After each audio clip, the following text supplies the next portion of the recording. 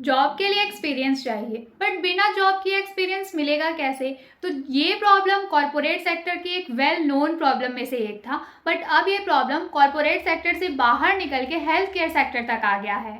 So hey everyone, it's me आकृति सिंह, और आज की वीडियो में मैं आपके साथ अपनी जॉब जर्नी जो कि अभी अभी जस्ट स्टार्ट हुई है उसके रिगार्डिंग बहुत इंटरेस्टिंग टॉपिक डिस्कस करने वाली हूँ। तो इस वीडियो को अगर आप एंड तक देखते हो तो आपको एक प्रॉपर गाइडेंस मिलेगा, एक प्रॉपर डायरेक्शन मिलेगा कि बीएससी नर्सिंग कंप्लीट करने के बाद अपने लिए एक सक्सेसफुल करियर कैसे बनाना है, किस तरीके से अपने ये फाइंडिंग अ गुड जॉब वाली जर्नी को स्टार्ट करना है और किस तरीके से एक अच्छा जॉब आपको अपने लिए फाइंड आउट करना है। तो फटाफट से चैनल को सब्सक्राइब करके बेल आइकन पे क्लिक कर लीजिए, जिससे अपकमिंग वीडियोस की सारी नोटिफिकेशन आपको मिलती रहे। अगर आपने मेरी कुछ प्रीवियस वीडियोस देखी होंगी तो आपको आइडिया होगा कि मतलब अभी मेरा कुछ मंथ पहले तक बीएससी नर्सिंग का फाइनल सेमेस्टर चल रहा था, जिसके इंटर्नशिप के कुछ शॉर्ट्स भी मैंने यूट्यूब चैनल पे अपने अपलोड किए थे। तो अभी मेरा वो सारा चीज़ मतलब लाइक इंटर्नशिप एंड ऑल 15 जुलाई को कंप्लीट हो गया, ठीक है, जो कि और पहले कंप्लीट होना था, बट हमारा जो इंटर्नशिप था ना वो ऑलरेडी बहुत डिले स्टार्ट हुआ था। तो उसकी वजह से ऑब्वियस सी बात है ना, कोई चीज़ अगर स्टार्ट लेट हुई है तो वो एंड भी लेट ही होगा। तो उसकी वजह से ना ये पूरा जो हमारा करिकुलम जिस मंथ में मतलब हमारा जो कोर्स जिस मंथ में कंप्लीट होना था वहाँ कंप्लीट ना हो के और मतलब मोर देन 2 मंथ एक्सटेंड हो गया। उसके बाद भी इवन 15 जुलाई को भी जब हमारे पूरे बैच ने क्वेश्चन अराइज किया मतलब डिपार्टमेंट के सामने कि अभी तो हमारा इंटर्नशिप का ड्यूरेशन भी कंप्लीट हो गया, फिर हम अब ड्यूटी क्यों करें, तब जाके हमें हमारे कॉलेज के साइड से फाइनली एक मतलब ऑफिशियल नोटिस मिला कि ठीक है अब आपकी इंटर्नशिप कंप्लीट होती है। बट उसके बाद भी ना मतलब आई डोंट नो यार कि मेरे कॉलेज की क्या ही फैंटेसी है, वहाँ ना स्टूडेंट्स को रोका जाता है। मतलब वहाँ का ये माइंडसेट नहीं है कि बच्चों का कोर्स कंप्लीट हो गया तो चलो इनको फटाफट से इनका जो भी डॉक्यूमेंटेशन का प्रोसेस है, लाइक जो भी इनको degree certificate result and all सारी चीज़ें देनी है वो सब दे करके इनको पास आउट करो। वहाँ का पता नहीं मेरे ऐसा क्या ही माइंडसेट है, ऐसा लगता है जैसे वो नर्सिंग कॉलेज का एक ऐसा कल्चर बन गया है कि किसी भी बैच को बिना परेशान किए वो पास आउट नहीं होने देंगे। तो 15 जुलाई को जब मेरा इंटर्नशिप कंप्लीट हो गया तो उसके बाद ना हमारे कॉलेज में कॉम्पनसेशन का बहुत ही क्या ही बोलूँ वियर्ड कल्चर है। लाइक मैंने कंपनसेशन के रिगार्डिंग एक ऑलरेडी वीडियो अपलोड करी थी, स्क्रीन पे इस वीडियो का लिंक मतलब वीडियो है, वीडियो का थंबनेल है, इसका लिंक आपको कमेंट सेक्शन में मिल जाएगा।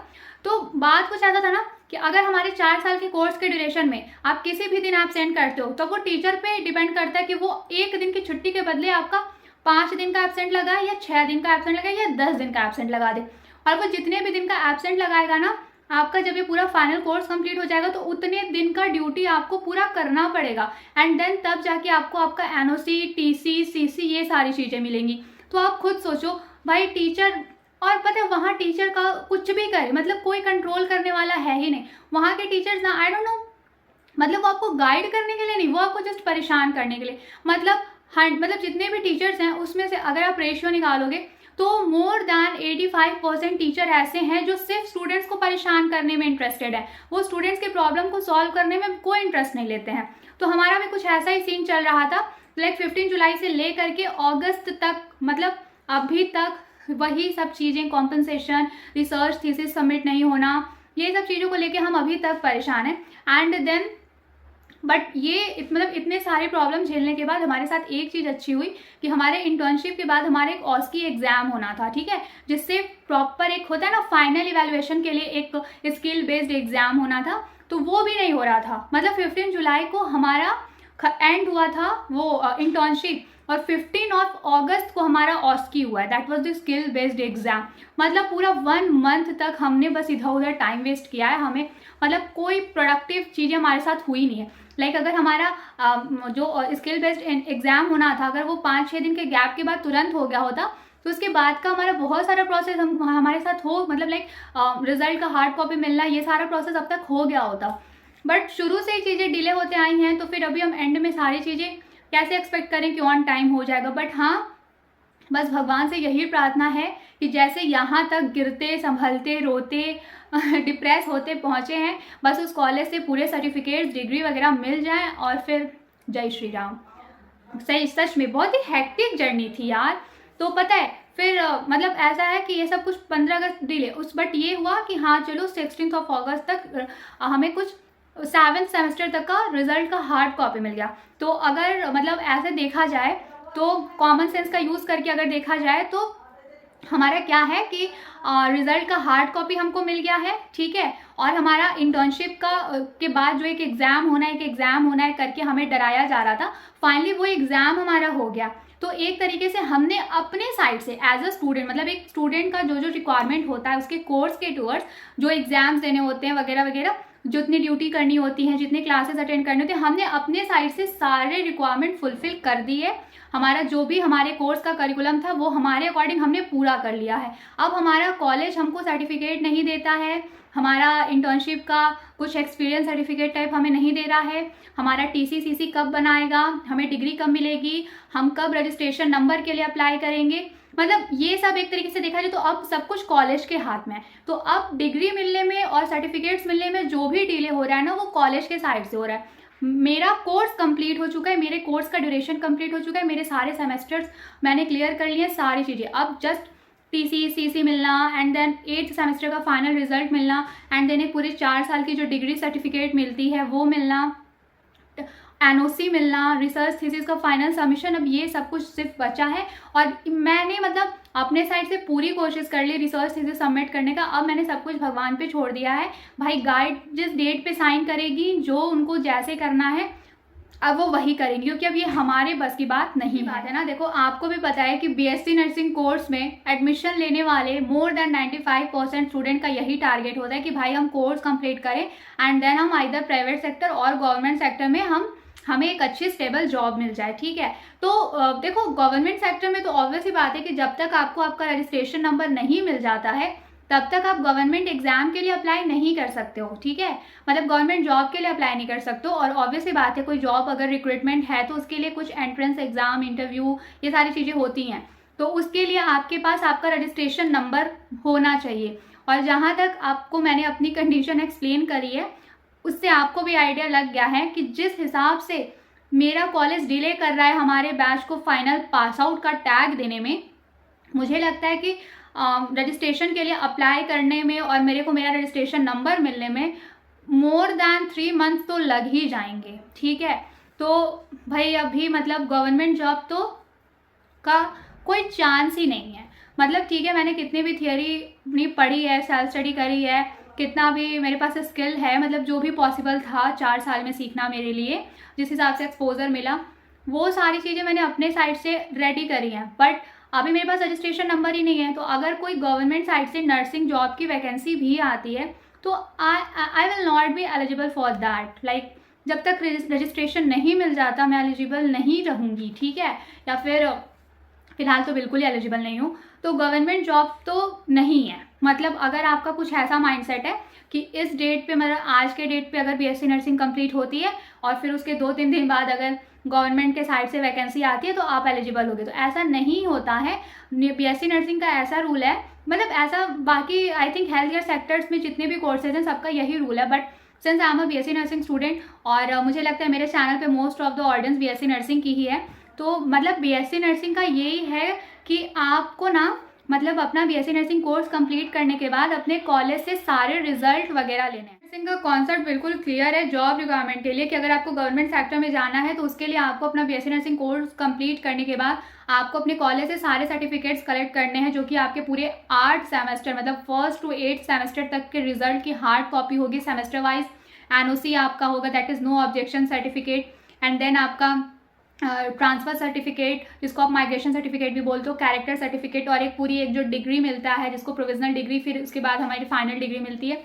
ये सारी चीज़ें जब आपको आपके कॉलेज से मिल जाएंगी तब उसके बाद आप जा करके लाइक रजिस्ट्रेशन के लिए अपने स्टेट में रजिस्ट्रेशन के लिए आप अप्लाई करते हो, एंड देन उधर से आपको प्रॉपर एक रजिस्टर्ड मतलब रजिस्ट्रेशन नंबर जब मिल जाता है तब आप as a registered nurse considered होते हो। और जब आपके पास आपका रजिस्ट्रेशन नंबर होता है तो आप उसी बेसिस पे जब भी कोई गवर्नमेंट के साइड से वैकेंसी आती है तो आप उसी रजिस्ट्रेशन नंबर के बेसिस पे आप अपना जो एप्लीकेशन फॉर्म होता है उसको आप फिल करोगे। तो अभी जैसा कि मेरे पास नहीं है रजिस्ट्रेशन नंबर, क्योंकि मतलब अभी तो 3-4 महीने मुझे जहाँ तक लगता है लग ही जाएंगे, और 3-4 महीने तो मैं खुद से एक्सपेक्ट कर रही हूँ। जिस हिसाब से मेरा कॉलेज डिले कर रहा है मुझे लगता है 5-6 महीने लग जाएंगे। मतलब 2025 में कोई चांस ही नहीं नज़र आ रहा है। तो गवर्नमेंट जॉब के लिए बिल्कुल कोई चांस नहीं है, ठीक है। तो अब प्राइवेट सेक्टर की अगर मैं आपको रियलिटी बताऊं कि बीएससी नर्सिंग करने के बाद प्राइवेट सेक्टर में अगर आप जॉब करने का मतलब ऐसा माइंडसेट होता है ना कि जब तक गवर्नमेंट नहीं मिलेगा तब तक प्राइवेट में जॉब कर लेंगे। तो भाई टाइम चेंज हो चुका है। बीएससी नर्सिंग में नंबर ऑफ कैंडिडेट्स इतने ज़्यादा बढ़ गए हैं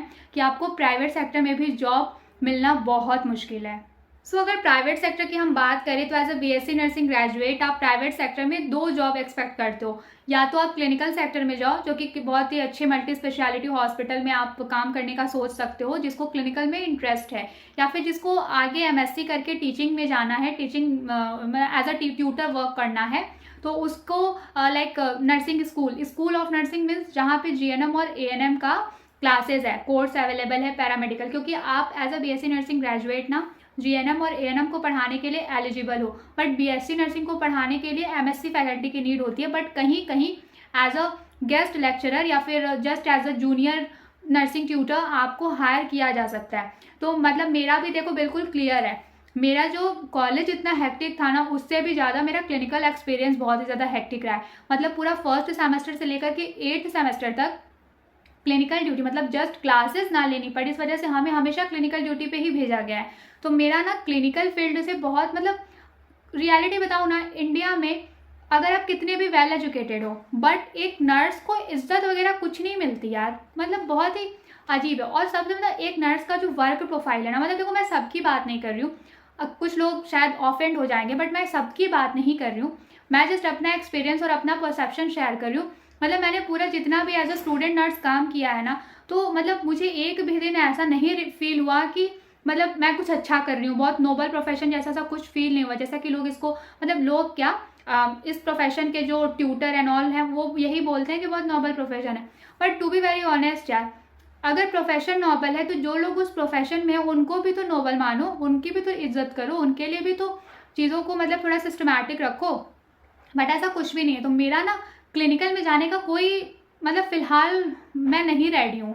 मतलब इतनी टॉक्सिसिटी फेस करने के बाद, स्पेशली इंटर्नशिप मतलब इतना हेक्टिक था, इतने सारे पेशेंट्स को देखो, कोई भी पेशेंट आए बदतमीज़ी करके चला जाता है, कुछ भी बोल के चला जाता है, एंड देन आप जब भी अपने सीनियर से कंप्लेन करो कि उस पेशेंट ने, उस अटेंडर ने ऐसा किया, तो वो लोग सीधे बोल देते हैं कि so what, they are patient, मतलब they are having a health issue so you have to handle it. मतलब क्या यार, मतलब ठीक है मैं यहाँ नर्सिंग केयर प्रोवाइड करने के लिए हूँ, जो भी डॉक्टर ने प्रिस्क्रिप्शन दिया है उसके वो प्रॉपर ट्रीटमेंट आप तक डिलीवर करने के लिए हूँ।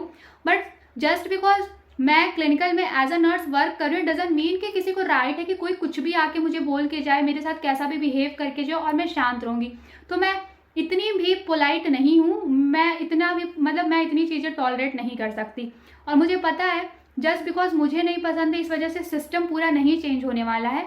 तो मैंने डिसाइड करा है, मतलब अभी प्रेजेंट टाइम की बात कर रही हूँ, अभी तो जस्ट बीएससी नर्सिंग कंप्लीट की हूँ, तो अभी देखती हूँ, अभी जॉब के लिए देखना स्टार्ट की हूँ। तो अभी फ़िलहाल प्रेजेंट टाइम में मेरा तो यही माइंडसेट है कि मैं मतलब क्लिनिकल में अभी नहीं जाना चाहती। मैं टीचिंग साइड मेरे को थोड़ा ज़्यादा ठीक लग रहा है, मतलब टॉक्सिसिटी कम नज़र आ रही है। नो डाउट पूरे नर्सिंग प्रोफेशन में ही टॉक्सिसिटी, पॉलिटिक्स, मतलब डर्टी पॉलिटिक्स भरी हुई है। बट क्लिनिकल्स में मतलब अभी जस्ट क्लिनिकल्स करके आई हूँ, पूरे 6 महीने का इंटर्नशिप, तो क्लिनिकल्स की टॉक्सिसिटी की जो मेमोरी है ना वो बड़ी ताज़ी सी है। तो अब मेरी हिम्मत नहीं हो रही, वरना अगर मैं अभी हॉस्पिटल ज्वाइन करने का सोचूँ, कोई प्राइवेट हॉस्पिटल, तो मेरे को ईजिली जॉब मिल जाएगी। सैलरी थोड़ी कम रहेगी, थोड़ी क्या बहुत ही कम रहेगी, मतलब अराउंड 12 to 13,000 ही सैलरी रहेगी। प्राइवेट हॉस्पिटल की बात कर रही हूँ भाई, इसको गवर्नमेंट मत समझ लेना, प्राइवेट बता रही हूँ। प्राइवेट हॉस्पिटल में अगर मैं as a nursing staff join करती हूँ तो नो मैटर मेरी बीएससी नर्सिंग की डिग्री है या जो भी है, मतलब मैं एज अ फ्रेशर ही कंसिडर होंगी, और वहाँ पे मेरे को मतलब हार्डली 12 to 13,000 मिलेगा। और अगर मैं बहुत ज़्यादा मल्टी स्पेशलिटी हॉस्पिटल तो भी मैं 15 to 18,000 एक्सपेक्ट कर सकती हूँ, बट वर्कलोड बहुत ज़्यादा होगा। तो आपको मतलब अगर आपने मेरे कुछ प्रीवियस वीडियोस देखी होंगी तो आपको आइडिया होगा कि मेरा कॉलेज लाइफ और जो भी मेरे कॉलेज का अटैच्ड हॉस्पिटल था उधर बहुत टॉक्सिसिटी थी। तो मेरा college life as well as clinical experience बहुत ही टॉक्सिक रहा है। तो अब ना मतलब मेरे को थोड़ी मेंटल स्टेबिलिटी चाहिए, तो मेरा क्लिनिकल में नहीं जाना है मतलब। तो गवर्नमेंट के लिए अभी मैं एलिजिबल नहीं हूँ, प्राइवेट सेक्टर में क्लिनिकल जॉब को मैं ही नहीं करना चाहती, तो मतलब ये 2 ऑप्शन मेरी लिस्ट से निकल गए। अब मेरे पास एक ऑप्शन बचता है, that is the teaching means nursing tutor की जॉब। अगर मैं देखूँ तो देखो नर्सिंग ट्यूटर की अगर जो मतलब नर्सिंग ट्यूटर की एलिजिबिलिटी क्राइटेरिया की मैं बात करूँ तो उसके लिए आपको एमएससी नर्सिंग की डिग्री लेनी है, ठीक है। तो एमएससी नर्सिंग की डिग्री लेने का क्या है कि अब पहले तो था कि आप बीएससी नर्सिंग कंप्लीट करने के बाद डायरेक्टली एमएससी नर्सिंग के लिए जा सकते हो, बट अब क्या है कि लाइक बीएससी नर्सिंग करने के बाद आपको 1 साल का एक्सपीरियंस, चाहे आप क्लिनिकल सेक्टर में एक्सपीरियंस लेके आओ, चाहे आप कहीं किसी कॉलेज में पढ़ा करके 1 साल का एक्सपीरियंस लेके आओ, उसके बाद ही आप एमएससी के लिए अप्लाई कर सकते हो। बट मेरा भी यही है कि मेरे को क्लिनिकल में नहीं जाना है, तो मैं एक्सपीरियंस के लिए टीचिंग के लिए ही ट्राई कर रही थी। तो मैंने 2-4 कॉलेजेस में बात की, तो सबका यही पहला क्वेश्चन कि आपका रजिस्ट्रेशन हो गया है, तो ऑफकोर्स नहीं हुआ है। तो मैंने कहा नहीं हुआ है। देन उसके बाद दूसरा क्वेश्चन कि आपने अभी कहीं लाइक 15 दिन, 20 दिन या 1 महीने कहीं पढ़ाया है, तो फिर ऑफकोर्स नहीं पढ़ाया है, क्योंकि अभी जस्ट तो बीएससी नर्सिंग कंप्लीट ही की हूँ। तो मेरा ना हर जगह एक कॉन्सेप्ट क्लियर होता है कि मेरे को जो भी बात करनी होती है मैं बिल्कुल क्लियरली और डायरेक्टली करती हूँ। अब सामने वाले को अगर वो चीज़ें ठीक लगे तो वो उसको एक्सेप्ट करे, अदरवाइज वो कंप्लीटली डिनाई कर दे। तो चीज़ों को बिना गोल गोल घुमाए जो भी मेरी रियलिटी थी मैंने बता दिया। एंड देन उनके साइड से सिर्फ एक ही रिप्लाई कि ठीक है,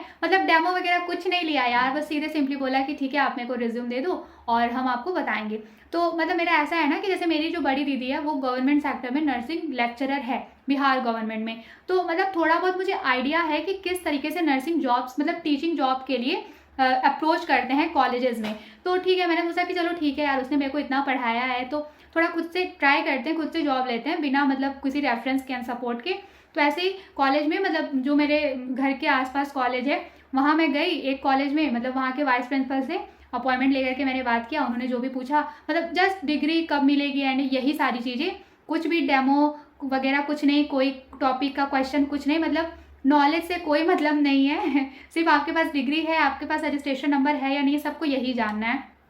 तो ऑफकोर्स मेरे पास नहीं है, तो वो जॉब भी मतलब मुझे नहीं मिली। बट हाँ, सैलरी के लिए उन्होंने बता दिया। उन्होंने मतलब लाइक मुझसे पूछा कि आप कितनी सैलरी एक्सपेक्ट करते हो। तो आई वॉज लाइक कि सर मतलब मेरी फर्स्ट जॉब है, मुझे ऐसा कुछ आइडिया नहीं है, बट हाँ मैं फिर भी मिनिमम 15,000 एक्सपेक्ट कर रही हूँ। तो उन्होंने बोला कि नहीं हम 13,000 देते हैं और आपको एमएससी के लिए भी आपका टीचिंग एक्सपीरियंस यहीं से मिल जाएगा, और फिर उसके बाद सिंस आप एमएससी हो नहीं तो आपकी जगह हमें एक और एमएससी फैकल्टी रखनी होगी, तो हम आपकी सैलरी में से ही उनकी सैलरी मैनेज करेंगे। तो मतलब कुछ इस तरीके से करके उन्होंने बस मुझे सैलरी का ही एक ओवरव्यू दिया। एंड देन वो उन्होंने मेरा रिज्यूम ले लिया। मैं गई थी डेमो के लिए, तो रिज्यूम लेके गई थी, बट ऐसा कुछ हुआ नहीं, डेमो वगैरह हुआ नहीं। वेल प्रिपेयर्ड होके गई थी, कुछ इंपॉर्टेंट क्वेश्चंस पढ़ लिया था, मॉक इंटरव्यू के लिए खुद को प्रिपेयर कर लिया था, बट डेमो ही नहीं हुआ, इंटरव्यू ही नहीं हुआ। वहीं से घुमा दिया मेरे को वापस ये बोल के कि रजिस्ट्रेशन नहीं है अभी, या फिर आप 2-3 महीने के बाद ट्राई करना।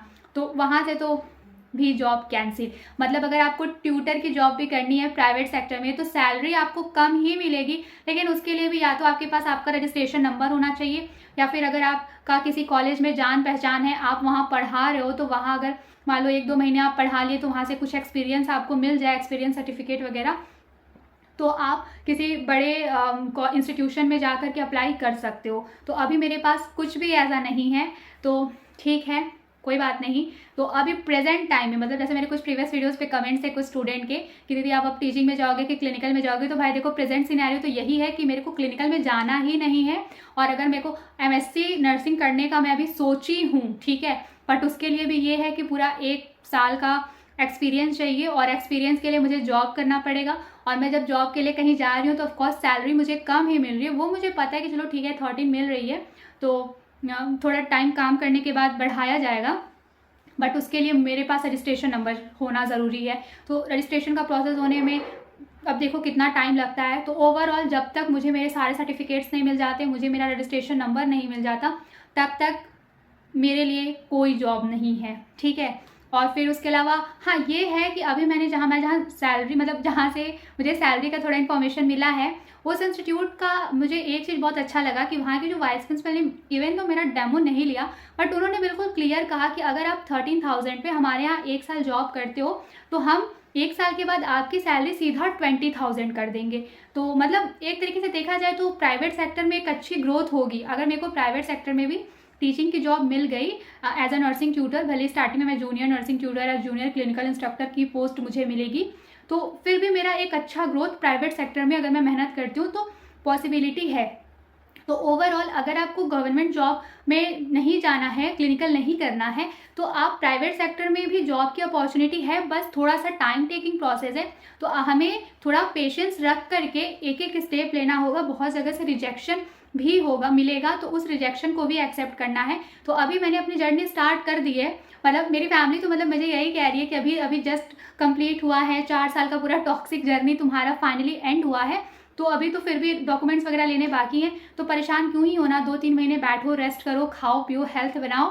बट यार मतलब ऐसा लगता है ना कि 4 साल इतने पैसे वेस्ट किए हैं, तो अब एटलीस्ट जब तक रजिस्ट्रेशन नंबर नहीं मिल रहा है तब तक मतलब कोई नॉर्मल ही सैलरी पे जॉब कर लेते हैं, लाइक 13-14,000, जिससे अपना पर्सनल पॉकेट मनी प्लस घर में थोड़ा बहुत फाइनेंशियल हेल्प आप कर पाओ, तो ठीक है। अभी तो यही है प्रेजेंट सिनेरियो कि अगर आपको नर्सिंग के बाद जॉब चाहिए तो तुरंत जॉब मिलना मुश्किल है। हाँ, अगर आपका किसी कॉलेज में रेफरेंस है, थोड़ा सोर्स है, कोई जान पहचान है, तो आप बीएससी नर्सिंग करने के बाद वहाँ जाकर एज अ गेस्ट लेक्चरर या फिर as a junior lecturer join कर सकते हो, जिसमें आपको सैलरी कम मिलेगी, बट जब रजिस्ट्रेशन नंबर आ जाएगा तो थोड़ी सी सैलरी बढ़ेगी, और जब आपके पास 1 साल का एक्सपीरियंस हो जाएगा तो आपकी अराउंड 20,000 सैलरी हो जाएगी। और वहीं अगर गवर्नमेंट सेक्टर की बात करें तो गवर्नमेंट सेक्टर में ये है कि आपको जिस भी अगर जॉब की वैकेंसी आएगी किसी भी सेंट्रल या स्टेट या डिस्ट्रिक्ट से, हॉस्पिटल से, तो उसके लिए आपके पास आपका प्रॉपर रजिस्ट्रेशन नंबर होना चाहिए। उसके बाद ही आप जॉब के लिए मतलब गवर्नमेंट जॉब के एप्लीकेशन फॉर्म के लिए अप्लाई कर पाओगे। तो बिना रजिस्ट्रेशन नंबर गवर्नमेंट जॉब का तो कोई चांस ही नहीं है। हाँ, प्राइवेट जॉब में थोड़ा सा 0.5% चांस है अगर आपका किसी कॉलेज में जान पहचान है तो, अदरवाइज प्राइवेट में भी आपको रजिस्ट्रेशन नंबर की ज़रूरत पड़ेगी, ठीक है। और जब आपका 1 साल का एक्सपीरियंस कंप्लीट हो जाएगा तो उसके बाद ही आप एमएससी नर्सिंग के लिए अप्लाई कर सकते हो। मतलब स्टेट में तो यही रूल है फिलहाल। जैसे कि मैं यूपी से हूँ, उत्तर प्रदेश से हूँ, तो अगर मुझे यूपी सीनेट के थ्रू एमएससी नर्सिंग करना है तो मुझे 1 साल का टीचिंग या फिर 1 साल का क्लिनिकल एक्सपीरियंस मेरे पास होना चाहिए। तो मतलब अगर एक्सपीरियंस के बेसिस पे देखा जाए तो मैं एमएससी के लिए 2027 में एलिजिबल होंगी, क्योंकि 2025 तो ऑलमोस्ट एंड ही हो गया है और 26 में मैं अप्लाई नहीं कर सकती क्योंकि मेरे पास कोई एक्सपीरियंस नहीं है, तो 27 में ही। और सबसे बड़ी प्रॉब्लम यही है कि मतलब ये है कि जब एप्लीकेशन फॉर्म आए तो उस टाइम 1 साल का टीचिंग एक्सपीरियंस कंप्लीट हो चुका होगा, तभी मैं अप्लाई कर पाऊँगी एमएससी के लिए, अदरवाइज मैं एमएससी के लिए भी अप्लाई नहीं कर पाऊँगी 27 में भी। तो ठीक है, अभी बस ये सब मतलब होता है ना कि आप दूर का सोच करके ओवर थिंक कर रहे हो, बस वैसा ही सिनेरियो मेरे साथ भी, इस वजह से मैं परेशान हूँ। मैं चाह रही हूँ कि मेरा टीचिंग करियर स्टार्ट हो जाए, जिससे मेरे पास भले पैसे थोड़े कम हो बट मेरे पास मेरा एक्सपीरियंस पूरा रहे, मतलब जिसके बाद अगर मैं हायर स्टडी के लिए भी जाना चाहूँ तो मेरे को कोई ऑब्स्टेकल फेस ना करना पड़े। तो बस यही है फिलहाल जो जॉब की रियलिटी है। मतलब कुछ लोगों को ऐसा लगता है ना कि बीएससी नर्सिंग करते ही तुरंत जॉब मिल जाती है, और अगर किसी को जॉब नहीं मिल रही है तो लोग उसको बहुत ही लाइक इन्फीरियर फील कराते हैं कि सबको जॉब मिल जाती है, तुम्हें ही जॉब क्यों नहीं मिली। तो भाई ऐसा नहीं है। अगर आपके आसपास कोई ऐसा है जिसने बीएससी नर्सिंग कर लिया बट उसको जॉब नहीं मिल रही है तो उसका भी कुछ ना कुछ प्रॉब्लम है, आइदर डॉक्यूमेंट का या फिर एक्सपीरियंस का, क्योंकि हर चीज़ बाहर से जितनी इजी और सिंपल लगती है ना, अंदर से उतनी इजी और सिंपल हो ऐसा ज़रूरी नहीं है। सो आई होप आपको थोड़ा बहुत गाइडेंस मिला होगा कि बीएससी नर्सिंग करने के बाद जॉब का क्या मतलब जॉब मिलने की जॉब को लेकर के आप क्या एक्सपेक्ट कर सकते हो कि तुरंत जॉब मिलेगी, या फिर जॉब ढूंढने में आपको क्या एक्सपेक्टेड प्रॉब्लम्स या ऑब्स्टेकल्स फेस करना पड़ेगा। और हाँ, अगर आप फाइनल ईयर में हो, मतलब आपका भी इंटर्नशिप ऑलमोस्ट कंप्लीट होने वाला है, तो अपना रिज्यूम बना लेना, क्योंकि कहीं भी जाओगे जॉब के लिए, भले आपका जॉब मिले या ना मिले, डेमो हो या ना हो, बट आपके पास आपका एक प्रॉपर रिज्यूम होना चाहिए। और रिज्यूम का आप सॉफ्ट कॉपी भी रखो और रिज्यूम का हार्ड कॉपी भी रखो, क्योंकि बहुत सारे ऐसे इंस्टीट्यूट होते हैं जो आपको बोलते हैं कि आप अपना रिज्यूम हमें व्हाट्सएप कर दो, तो उस टाइम पे आप अपने हार्ड कॉपी का फोटो क्लिक करके तो नहीं भेजोगे ना, वहीं पे इंप्रेशन डाउन हो जाएगा। तो सॉफ्ट कॉपी रहेगा तो डॉक्यूमेंट मतलब व्हाट्सएप डॉक्यूमेंट के फॉर्म में आप उनको शेयर कर सकते हो। और अगर आप कहीं विजिट कर रहे हो जॉब के लिए, मतलब वैकेंसी है ये सब बातें करने के लिए, तो अपना रिज्यूम का हार्ड कॉपी लेकर के जाओ, एक स्टिक फाइल में प्रॉपरली अटैच्ड करके। So this is all about today's guidance, जो मैंने अपने एक्सपीरियंस के बेस पे आपके साथ शेयर किया है। आई होप आपको चीज़ें अच्छी लगी होंगी। सो फटाफट से चैनल को सब्सक्राइब करके बेल आइकन पे क्लिक कर लो, क्योंकि आपके सब्सक्रिप्शन से और आपके कमेंट सेक्शन से ना मुझे बहुत ज़्यादा मोटिवेशन मिलता है कि मैं आपके लिए ऐसे ही गाइडेंस वीडियो अपलोड करती रहूँ। तो ठीक है, अपना ध्यान रखो, मन लगा के पढ़ाई करते रहो, जॉब को लेकर के टेंशन मत लो। मतलब ये स्टार्टिंग फेज़ में थोड़ी प्रॉब्लम है जो मैं फेस कर रही हूँ, बट ठीक है, I am okay with it. जैसे जैसे मैं अपने इस प्रॉब्लम का सॉल्यूशन अपने लिए निकाल लूँगी, जब मुझे फाइनली एक जॉब मिल जाएगी ना, तो वो भी मैं आपके साथ ज़रूर शेयर करूँगी। तो आपको प्रॉपर मैं उस टाइम पे गाइड कर पाऊँगी कि किस तरीके से ये जो प्रेजेंट टाइम की ऑब्स्टेकल है, इसको क्लियर करके आपको अपने लिए फाइनली एक जॉब फाइंड आउट करना है। ठीक है, तो ठीक है, this is all about today's video. अपना ध्यान रखो, हम जल्दी मिलेंगे नेक्स्ट वीडियो में।